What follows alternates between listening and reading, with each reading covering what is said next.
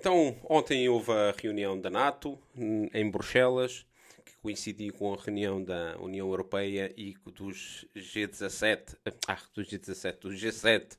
Hum, e, por incrível que pareça, estes mesmos atores, que são os países que foram líderes da globalização, baixo da batuta ocidental, ocidentalista, euro-americana, foram praticamente decretar ah, o final da globalização. Aquela globalização que eles mesmos começaram, fim da história, como se dizia, depois do final da União Soviética, eles mesmos vieram já acabar com esse mesmo projeto. Aqui eu acho que está claro que agora vai haver uma dissociação e provavelmente uma guerra fria entre o mundo euro-americano, que a mim, na minha humilde opinião, parece mais isolado do que nunca, e o resto do mundo. Porque fala-se muito da aliança da China da Rússia, mas, por exemplo, a China está aliada com a Rússia, mas também com a Índia, com o Brasil, com a África do Sul, no que é os BRICS, mas depois a China faz parte de 3 ou 4 grandes acordos comerciais do RCEP do outro que até inclui o Chile e o Peru, agora não me recordo bem o nome, que é o Transpacífico, não é? E, e então, quer dizer, isto aqui não se fala, não é um bloco, é o mundo inteiro de um lado e este mundo ocidental, o qual faz parte também o Japão, de alguma forma, o Canadá e a Austrália, mas que parece que tem agora interesse em se dissociar do resto do mundo porque quer impor a sua vontade. O presidente dos Estados Unidos, Joe Biden, antes de viajar à Europa, antes de ontem, disse nos Estados Unidos que a Rússia tinha que ser expulsa do G20, como se pudesse expulsar um país da realidade. O G20 é o que é, são as 20 maiores economias do mundo, e a Rússia, não sei se agora é a 12ª ou a 13ª, já pertenceu ao G8, depois foi expulsa, quando ainda tinha uma economia que era das 8 maiores economias, e aqui parece-me que os Estados Unidos entram começa a perder a razão. Um outro dia eu vi aqui um comentador que eu gosto de ouvir e diz que aqui há muitas similitudes com o final do Império Espanhol no século XVII, porque quanto maior era o desespero, mais apostava dobrava a aposta, ou seja, agora vamos com todas e querer expulsar a Rússia do G20, e diz que vai haver um mundo novo, já aqui falámos, uma nova ordem mundial, mas para a qual ele está empenhado em liderar. Ou seja, os Estados Unidos quer liderar isto e vai levar consigo a Europa. E aqui este é o problema que tem a ver connosco. Aqui há um sistema, tenho isto aqui tudo ainda um pouco baralhado, vamos lá ver se eu faço aqui uma coisa coerente.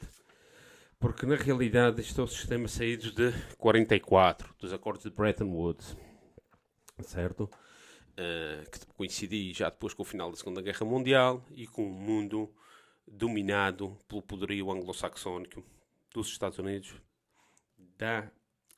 de Londres, de Bruxelas como projeto dos Estados Unidos da Europa, curiosamente preconizado por Churchill, que depois o seu próprio país é dos primeiros a sair do projeto, não entrou no euro, depois sai da União Europeia. E a Europa aqui vê-se dentro de um jogo perigoso, no qual está sendo usada, quanto a mim, eu acho que está sendo usada, para já porque é um projeto político ditatorial, a uma só voz, onde as soberanias nacionais não são respeitadas, e depois no qual coadjuva o projeto do dólar, porque é o projeto iniciado em 44, o dólar como moeda reserva mundial. Até 1971, ligado ao ouro, e a partir de 71, com o tema fundamental sendo a energia, o petróleo da Arábia Saudita, aquilo que dava a importância ao dólar e que fazia do dólar a moeda de reserva mundial e a moeda de referência, e a estabilidade do mundo ocidental dependia desse fator, do fator energético. E agora vejam que a semana passada apareceram notícias em que a Arábia Saudita estava equacionando vender o seu petróleo em yuans chineses. E vejam o que é que isto representa. Ou seja, o momento histórico é de tectónico. Os nossos avós não viram uma coisa tão grande de diferença, porque, claro, também o mundo não era tão uma aldeia global como se tornou. Portanto, estes são momentos históricos e, pela sua complexidade também, são momentos de muita apreensão do que se possa passar no campo militar. O tema da Ucrânia parece... continua a ser um incógnito o que é que se vai passar. Eu penso que a nível militar a Rússia vai acabar por tomar conta das cidades que ainda resistem, e depois não vai restar outra oportunidade, outra possibilidade a Kiev que negociar a paz. Agora em que termos também não sabemos, mas aqui parece que há um jogo duplo aqui da parte da NATO e da União Europeia e dos Estados Unidos, porque apesar de eles virem aqui aparentemente não escalar o tema da guerra da Ucrânia, a verdade é que eles vieram dizer para reforçar a parte militar no leste da Europa, e o próprio Joe Biden falou várias vezes do tema da guerra química, de que a Rússia que ia fazer um ataque químico. Aqui já falei disso, um disparate total que nos faz temer que a própria NATO é que faça um ataque de bandeira falsa, que isto é corrente em muitos autores, tendo em conta o que já se passou na Síria. E também aparece aqui os polacos a querer fazer as vezes à NATO, tendo a ideia de mandar tropas para o oeste da Ucrânia, tropas para manter a paz. Ou seja, é exatamente uma provocação que poderia e deveria, logicamente, ter uma reação da Rússia contra tropas da NATO, e aqui temos o artigo 5º, em que a NATO entrava em guerra com a Rússia. Portanto, não sabemos, isto aqui é tudo muito frágil, toda esta constelação pode ir para um lado, pode ir para o outro, mas o que é verdade é que eles na NATO e principalmente entre os Estados Unidos e a Europa, entre aquilo que o Biden disse ontem e a Presidente da Comissão, a von der Leyen, chegaram a um acordo energético que vai acoplar mais ainda a economia europeia com a americana. Ou seja, vamos depender, com a escusa de não depender de uma energia que era barata, relativamente barata e confiável, como era a energia que vinha da Rússia para a Alemanha, pelo Nord Stream 1, pelo Nord Stream 2, que tinha que começar a funcionar. Vamos agora, debaixo dessa escusa, dependermos de um país que não é europeu e que geograficamente é um país distante, não tem lógica absolutamente nenhuma do ponto de vista económico. Mas os nossos políticos europeus que estão desesperados, porque agora vai bater-se uma crise muito forte na Europa por causa do tema da energia, porque são lobbyistas dessas empresas, são lobbyistas do esquema tudo transatlântico, chegaram a um acordo de submissão total da Europa aos Estados Unidos. Já não militar, só militar, porque também está submetida ao ditame militar estadunidense no nosso território, como agora também a nível energético. Estamos totalmente dependentes. Totalmente dependentes. Aqui falaram também de que a Airbus e a Boeing agora vão começar a trabalhar juntos, em vez de serem concorrentes, porque a Boeing, que estava se tornando uma empresa inviável,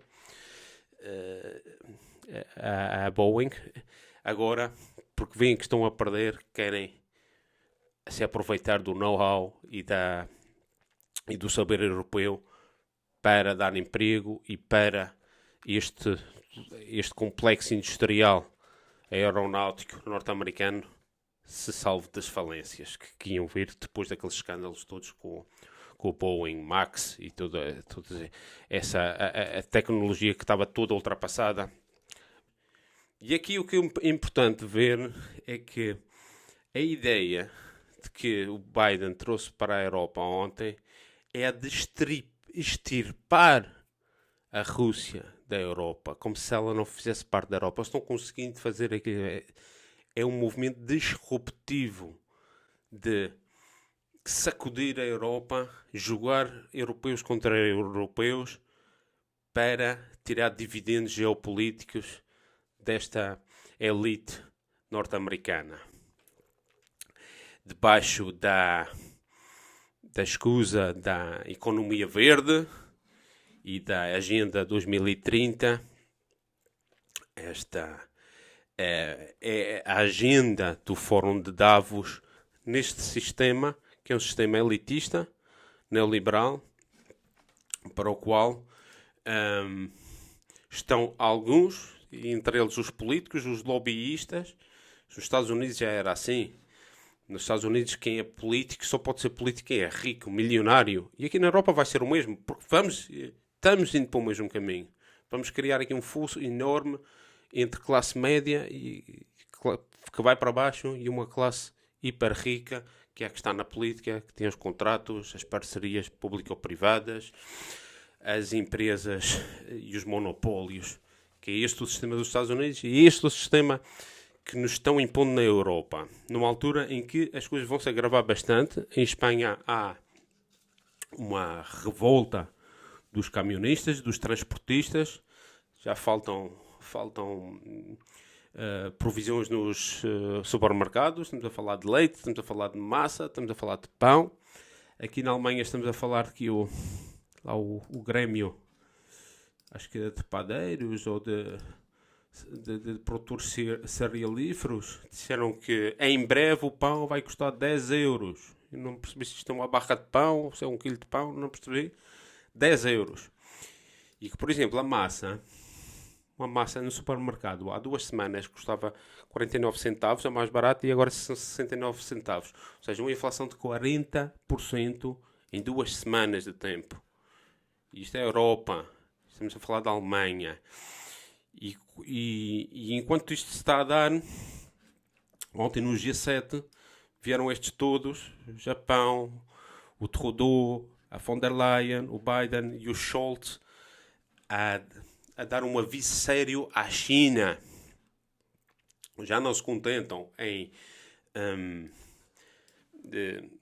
ostracizar a Rússia, agora também querem ostracizar a China, lançando-as literalmente para os braços uma da outra, potenciando isto, um novo mundo que se está erigindo, já se tinha começado a erigir e que agora começa a se tornar uma alternativa válida a este sistema do Oeste, não só entre a China e a Rússia, mas com todos os outros parceiros dali daquela área, ao qual se juntará a América Latina e a África. Ou seja, deixando aqui realmente os Estados Unidos e a Europa isolados do mundo. Já aqui falei noutro episódio, nós somos uma minoria de população no mundo e agora este movimento que se está dando exatamente neste momento, advindo desta intransigência de não querer falar, não querer negociar, por exemplo, aqui no tema bastante concreto que era o tema da guerra na Ucrânia, que já levava desde 2014, nunca se quis falar com a Rússia, nunca se quis tê-la em conta, apostaram por isolá-la e fortalecer esta pertença aliança entre a Europa e os Estados Unidos. Infelizmente os Estados Unidos nunca teve amigos, não é? O respeito que se tinha aos Estados Unidos era por medo. E agora, a Índia, por exemplo, que não é particularmente amiga dos Estados Unidos, começa a não ter respeito aos Estados Unidos. Porque já não tem medo. Na semana passada, o presidente Biden ameaçou a Índia. Porque se a Índia não condenasse a Rússia. E a Índia não se rebaixou. A Índia disse que ia se abster e absteve-se. E que não. Quem manda na Índia são os indianos. Estamos numa nova fase histórica. Portanto, este é o panorama atual. Os Estados Unidos a ameaçar a Rússia. Os Estados Unidos a ameaçar a China. Os Estados Unidos a ameaçar a Índia. E não se admirem, como acho que diz, começa a ameaçar o Brasil. Porque tem interesses no Brasil, porque precisa da floresta, da água, das suas multinacionais, tem interesses na Amazónia. E há este mundo de ameaças, de medo, da linguagem da violência das sanções e das advertências que a Europa se está somando. E isto aqui é que é o perigo, e isto aqui é que é o problema que nos vai afetar a nós. E é aqui que se acaba a geopolítica, acabam-se as histórias e começa a batalha política nas ruas da Europa contra esta gente que nos quer meter num problema que não é nosso. Porque a cooperação entre os países, a cooperação entre as nações soberanas não pode ser preterida em proveito do ditame destas estruturas, nem do Banco Central Europeu, nem da Reserva Federal, nem das grandes gestoras, nem destas estruturas supranacionais. Interessante, hoje o Papa falou e eu não sei qual é a repercussão que isto vai ter nos meios de comunicação. Mas surpreendeu-me, porque esta tarde ele deve fazer uma consagração da Rússia à Nossa Senhora de Fátima, e da Rússia e da Ucrânia. Eu não sei, o Vaticano tem as suas informações, eles têm muita sabedoria, e eu acho que temas políticos e de religião, e de fé, e de espiritualidade podem ser complementares, mas não se devem imiscuir uma coisa com a outra. Porque o que é de espiritualidade não é de razão. E a geopolítica deve se pautar pela racionalidade. É por isso que eu acho que estas movimentações temos que ver com muito cuidado. De qualquer forma, o Papa hoje disse várias coisas que eu não sei se estão dentro da agenda da grande imprensa. E não sei qual é a repercussão que vão fazer delas. Porque isto toca às pessoas, porque o que o Papa hoje disse talvez tenha sido inesperado para muita gente. E ele disse: senti vergonha quando um grupo de Estados se comprometeu a gastar 2% do PIB para a compra de armas, em resposta ao que se está a passar-se. Uma loucura, disse o pontífice. Francisco voltou a referir-se ao que chamou vergonhosa guerra na Ucrânia, provocada pela invasão russa, disse que tem origem numa cultura do poder entendida como dominação e abuso. A verdadeira resposta, no entanto, não são mais armas, mais sanções, mais alianças político-militares, mas sim um foco diferente. Uma forma diferente de governar o mundo, agora globalizado, e de configurar as relações internacionais, asseverou. Creio que, para os que pertencem à minha geração, é insuportável ver o que aconteceu e está acontecendo na Ucrânia. Mas, desgraçadamente, isto é fruto da velha lógica política de poder que continua a dominar a chamada geopolítica. Para Francisco, a história dos últimos 70 anos demonstra-o. As guerras regionais nunca faltaram, até se chegar a esta, que tem uma dimensão maior e ameaça o mundo inteiro. Mais à frente diz: mas o problema básico é o mesmo. Continuamos a governar o mundo como um tabuleiro de xadrez, onde os poderes tramam os seus movimentos para alargar o seu domínio em detrimento dos outros, acrescentou. Infelizmente, explicou o Papa, ainda domina no mundo o poder económico, tecnocrático, militar. Portanto, esta crítica extravasa pode ser vista como uma crítica para os dois lados, mas há aqui coisas claras, que é uma crítica ao sistema do Oeste.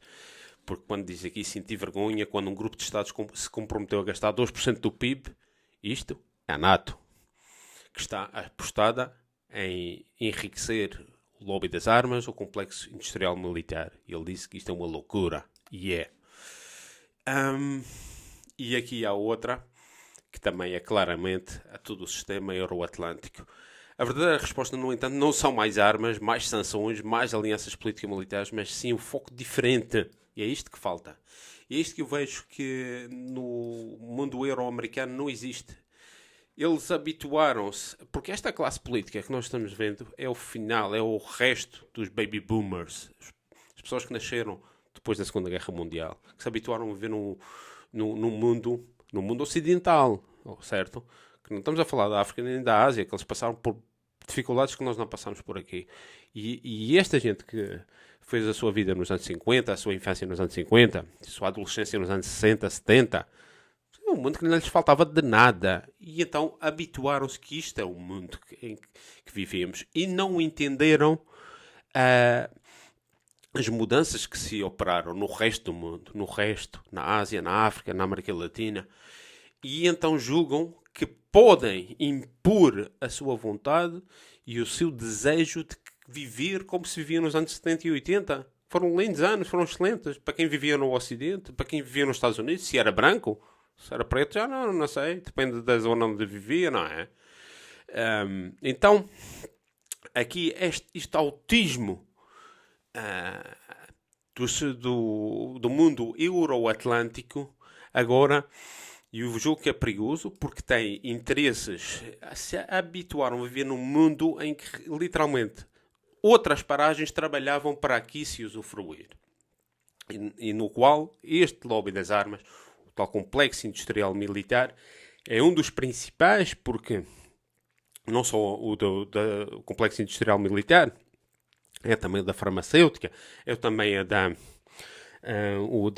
do agronegócio, das finanças, da banca, da imobiliária, dos seguros. Todo este sistema habituou-se a viver numa economia especulativa, principalmente a partir dos anos 70, quando se acabou com o padrão ouro no dólar, e mantiveram basicamente dependentes das flutuações da venda de petróleo, porque era vendido exclusivamente, obrigatoriamente, em dólares. Ai daquele que não quisesse vender, como aconteceu ao Saddam Hussein. E vocês sabem o que é que se passou ao Saddam Hussein quando quis vender petróleo em euros. Foi imediato, fulminante a reação. E o Gaddafi é a mesma coisa. E agora fala-se que a Arábia Saudita... E agora os russos dão um golpe de mestre. Enquanto fizeram-nos sanções, os russos ainda têm um trunfo, vários trunfos na mão para poder jogar, porque eles têm as commodities. Eles têm energia, têm madeira, têm água, têm minerais, têm ferro, têm aqui alumínio, cobre, ouro, níquel, platina, paládio, diamante, fosfato, carvão, petróleo, urânio, gás. Tem uma série de riquezas naturais para poder jogar com isto. Portanto, agora, esta semana, o Putin disse: vocês, os Estados considerados inimigos, porque nos fazem sanções injustificadas, se quiserem nos comprar a energia, vai ter que ser na nossa moeda, em rublos. O que é que vai fazer isto? Vai fazer que o rublo se torne agora uma moeda de referência. E não digo que vá a curto prazo, nem sequer a médio prazo, tomar o papel do dólar ou do euro, mas vai se juntar a estas moedas, ou o iene, ou o franco suíço, ou a libra, estas moedas como moeda de referência, como o dólar canadiano, o dólar australiano. Vai ser uma moeda que os investidores vão querer ter, porque é uma moeda que está assegurada a sua riqueza no futuro. Apesar deles agora terem os bens penhorados no Ocidente. Não importa, vão construir o seu próprio. Ou seja, o que sai daqui, desta semana, estas 2, 3 semanas, mais um par de semanas, e temos um mundo novo, é que vai haver aqui uma desacoplamento. E há 2 anos, sensivelmente, eu traduzi um artigo, vou pô-lo aqui embaixo, que falava disto, porque era um desacoplamento de duas cosmovisões, de 2 economias, mas de 2 tecnologias diferentes. Uma que é do mundo, que podia ser que é euroasiático, eu acho que não é euroasiático, é todo o mundo. E o outro que é euroatlântico, exclusivamente euroatlântico. Que isto aqui que é a limitação que os Estados Unidos e a Europa estão a fazer. Estão a desacoplar-se do resto do mundo. E vou pôr esse artigo aqui, vou ver se o encontro. Falava mais do tema tecnológico, na realidade. É do Alistair Crook. E então, estamos aqui a falar de que a Rússia vem agora com este tema da energia ser vendida em rublos e vem pôr-se no mapa. Porque há aqui uma... eu acho que acabou-se aqui o diálogo, e o diálogo foi acabado pela Europa, mas a Europa aqui serviu os interesses que não são os seus.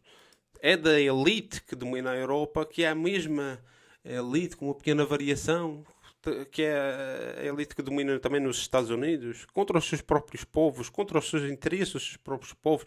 Vejam a pobreza como cresceu na Europa e nos Estados Unidos, o fosso entre ricos e pobres, o desaparecimento da classe média. Estamos insistindo aqui no enriquecimento dos grandes e no empobrecimento das classes médias. Isto é perigosíssimo. Ou seja, e o que eu vejo é que com o avançar, eles sabem, estes que dominam o Ocidente sabem que quando as coisas ficam mal para o cidadão, podem pôr a culpa nos chineses, nos russos, já foram os muçulmanos antes. Eles inventam sempre alguma história. Mas não é esse o problema são estes. São os nossos. Porque eu às vezes vejo isto e agora as pessoas que dizem agora já não posso vender isto, já não posso fazer aquilo, a culpa é do Putin. Não, opa, pensa bem, e a culpa é deste. Já era assim antes e agora tem uma escusa maior porque estão fazendo tudo para destruir a nossa economia. Não têm feito a diplomacia, nem o entendimento que tinham que fazer com a Rússia, nem antes de começar esta operação há um mês, e agora ainda menos, só tem escalado contra os seus próprios interesses, contra os interesses da própria população. Recordo-me aqui quando a von der Leyen foi ao Parlamento Europeu há cerca de um mês, ela fez ali um discurso todo assim, de empolgar as pessoas contra a Rússia, e depois diz... faz uma cara, que toda a linguagem corporal dela explica tudo. Ela diz, mas vamos ter que sofrer as consequências. Mas fez uma cara, tipo do género, vocês vão ter que sofrer as consequências, porque esta gente não chega a nada. E aí é que tu notas a falta de empatia que esta gente tem com o seu próprio povo. Estão-se nas tintas. Agora vai subir extraordinariamente os preços do petróleo, da energia e depois dos alimentos. E estes vivem no seu mundo, nas suas mansões, nos seus arrebaldes ricos. E quem se vai lixar é o povo. Porque esta gente está especulando na bolsa, está ganhando com esta guerra. Está ganhando. Esta gente aposta, são deste mundo na bolsa. Estas empresas todas estão cotadas na bolsa e ganham imensamente dinheiro com esta guerra. Portanto, estes são os inimigos. E isto agora na Europa vai se pôr bastante movimentado. Vai haver demonstrações como vocês nunca viram nos próximos meses. Em Espanha já está. Já está. E agora só espera que haja soluções, que as pessoas foquem-se naquilo que é preciso fazer. Para já, é expulsar esta gente do poder, porque são perigosos para os nossos interesses. Se bem que agora parece-me que é mais irrealista ou seja, um envolvimento militar da NATO, eu temia, sinceramente cheguei a temer que esta cimeira de ontem fosse uma coisa para escalar já diretamente, mas não se viu nada nesse, quer dizer, não se viu no sentido, quer dizer, este tema de lançar agora a Polónia à frente, coisa pode ser um bocado isso. Ou seja, não, é muito perigosa a situação, mas para já não houve uma escalada assim repentina, mas por outro lado, economicamente, a coisa está clara que vai haver aqui uma guerra, não mais do que uma guerra, um desacoplamento. São dois mundos diferentes. E a Europa, neste sentido, vai estar mais intrincada com os Estados Unidos, trazendo para aqui um ator para o nosso continente que não é europeu, que não tem os nossos interesses, não tem os interesses do povo europeu, através de uma classe política que também não tem nada a ver com o seu próprio povo ou com os seus próprios povos. Então, eu continuo a achar que mais cedo ou mais tarde cada país vai voltar-se para si próprio, porque vão exigir soluções nacionais, concretas, para os seus problemas. E não estão para coisas de burocracias de Bruxelas, de que tem que ir para o Parlamento Europeu, de que não pode plantar tomate deste tamanho, tem que ser verde, não pode ser meio avermelhado. Estas coisas todas da Agenda de 2030, isto não vai funcionar. Ou seja, isto o que vai fazer é o soberanismo voltar, cada um voltar para o seu. Vejam agora que vamos ter problemas aqui com cereais, e que muitos dos cereais vinham Os grandes produtores de cereais no mundo são a China, a Índia, o Canadá, os Estados Unidos, a Rússia, a Ucrânia, a Polónia, a França, por exemplo. Daqui dos primeiros 10 só tem 2 ou 3 que são europeus. Ou seja, vamos ter que comprar de fora. E estes preços vão subir muito porque os fertilizantes são dependentes muito da Rússia e vão aumentar os preços dos fertilizantes. Então, o que é que vocês julgam que vai acontecer? A Polónia, quando vir que tem problemas, vai dizer: olha, esta é a nossa indústria, nós não sequer fazemos parte do euro, vocês vão comprar os cereais ao preço que nós quisermos e vai ser em zlotys. E cada um vai se virar para si. E Portugal, com o que tenha para vender e aquilo que puder vender, nós temos bastante lítio. E muitas dessas indústrias, como eu já tinha dito aqui, sectores e isso, o Estado vai ter que meter a mão e garantir que isto não saia do país, que não seja propriedade de fundos estrangeiros, nem de investidores estrangeiros, isto é do Estado, ou tem participação maioritária do Estado. É isto que eu acho que vai suceder, porque os tempos que vêm vão ser muito difíceis. E não, talvez este tema da guerra fique ali circunscrito, e eu julgo pessoalmente que a Ucrânia vai entrar numa federação, uma espécie de federação com a Rússia, mas há outras ideias aí, de outros autores que dizem que uma parte vai ficar para a Rússia, nova Rússia, nova Rússia, aquela parte maioritariamente de língua russa, uma federação com a Bielorrússia, a Federação Russa, depois o Cazaquistão, uma nova espécie de União Soviética, alguma coisa por aquele lado eu penso que vai ficar uma parte do território, pelo menos a que está agora ocupada, já não volta mais a ser de domínio de Kiev, ou então será de um Estado que faça que seja da esfera de influência de Moscovo. Eu julgo que pela parte militar, aquela parte que tem a ver com a Ucrânia, vai nesse sentido. Não sei, é um pouco futurologia, eu não gosto de fazer futurologia, mas o essencial aqui é a parte económica, sim. A parte económica vai ser bastante mais.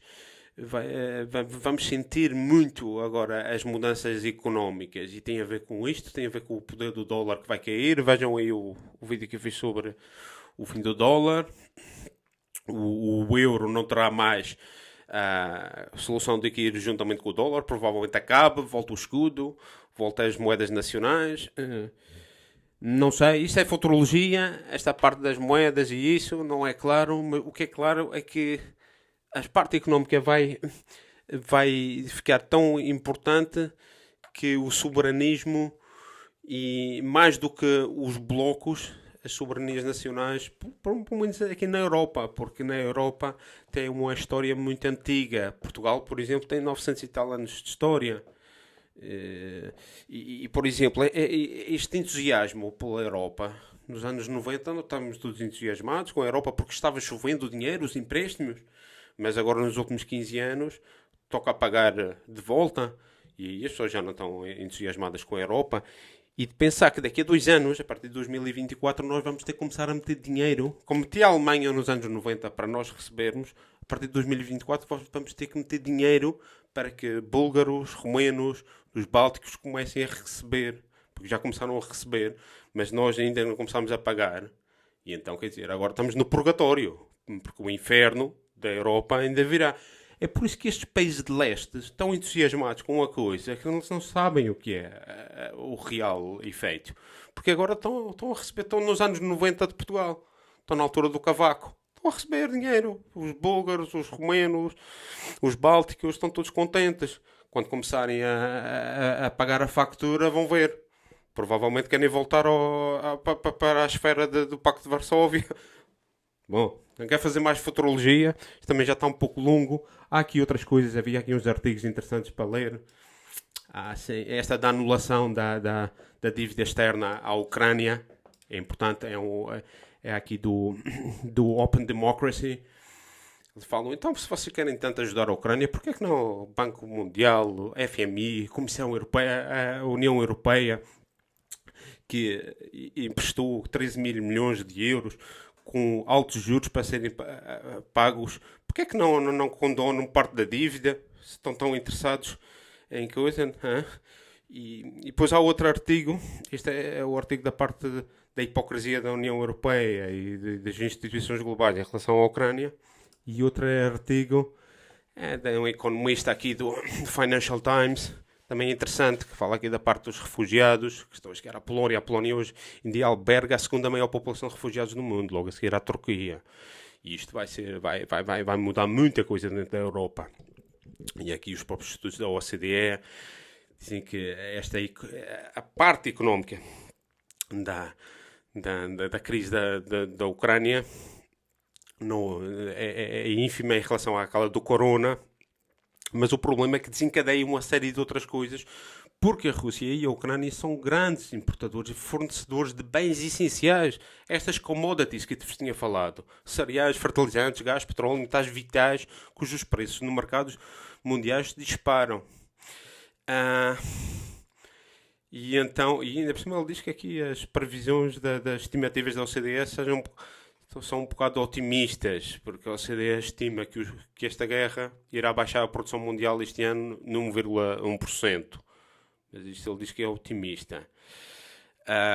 Mas ele diz que daqui a grande ilação a tirar é que fundamentalmente a emergência de divisões geopolíticas entre o Ocidente por um lado e a Rússia e a China por outro porá em risco a globalização. É isso que... Claro que as autocracias tentaram reduzir a sua dependência das moedas ocidentais dos mercados financeiros. Claro, vão fazer o seu próprio sistema. Isto é um artigo que está atrás de um paywall do Financial Times. Vou pôr aqui o link, mas olha, quem puder ler, que leia. É interessante, é um ponto de vista neoliberal, que faz aqui uma dicotomia de mundos. Por exemplo, ele fala aqui da China e a Rússia, autocracias. Estás a esquecer que eles fazem comércio com todos os outros países do mundo. Então isto não é só uma coisa de autocracias. Por último, mas não menos importante, a Rússia deve permanecer um pária enquanto este regime sobreviver. Mas teremos também de conceber uma nova relação com a China. A dissociação económica tornar-se-á agora certamente profunda e irreversível. Não vejo forma de evitar isto. Ou seja, o fim da globalização. Vou pôr aqui o link. Isto já está muito longo, 40 minutos já está bom. Vamos ver se lá para o início da próxima semana vamos aqui com mais novidades sobre estes temas. Até lá.